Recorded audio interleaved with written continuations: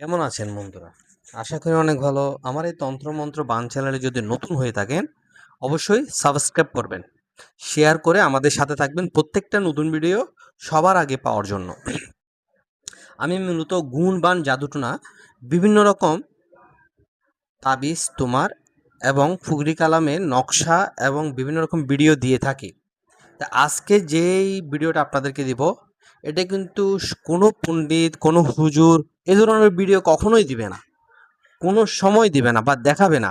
কিন্তু আমি আপনাদেরকে প্রচার করছি যেন আপনারা মানুষের ভালো করতে পারেন এবং মানুষের যে মানুষটা খারাপ তাকে শিক্ষা দিতে পারেন।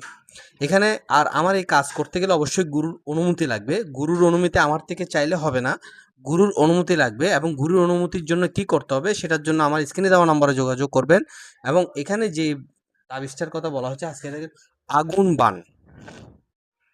এটা হচ্ছে কোকা পণ্ডিত, অরিজিনাল কোকা পণ্ডিতের আগুন বাণের একটা তাবিজ। এটা স্ক্রিনশট দিয়ে আপনারা চাইলে এটা নিয়ে নিতে পারেন।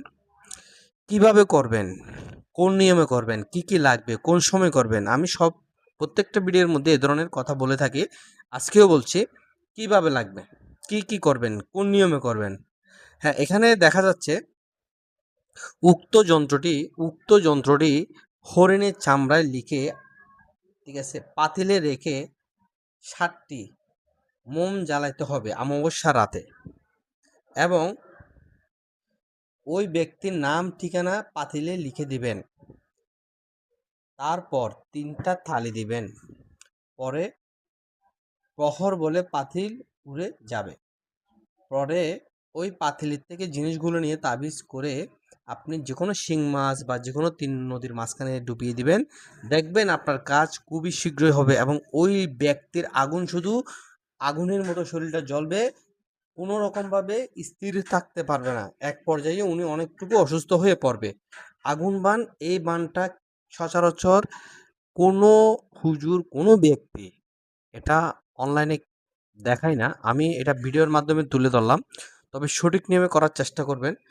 গুরুর অনুমতি নিয়ে করার চেষ্টা করবেন। আবার এ ধরনের কাজ করতে গিয়ে যদি কোনো রকমভাবে আপনারা সমস্যায় জর্জরিত হন, তাহলে আমার এই চ্যানেল কর্তৃপক্ষ দায়ী না। আমি অনেক ধরনের ভিডিও দিয়ে থাকি। অবশ্যই আমার ভিডিওগুলো যদি ভালো লেগে থাকে শেয়ার দিয়ে আমাদের সাথে থাকবেন। উক্ত যন্ত্রটি হরিণের চামড়ার উপর লিখে যেকোনো একটা পাতিলে রেখে দিতে হবে এবং 7টা মোমবাতি জ্বালাইতে হবে অমাবস্যা রাতে। নাম ঠিকানা লিখতে হবে ওই পাতিলের মধ্যে। লিখার পরে ঠিক 3টা তালি দিবেন।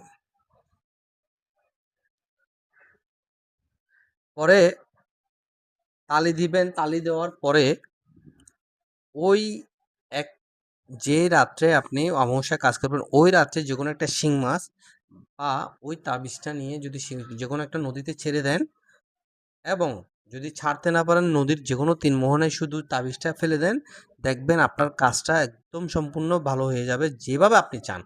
আগুনের মতো জ্বলবে ওই ব্যক্তি, যে ব্যক্তি আপনার শত্রু।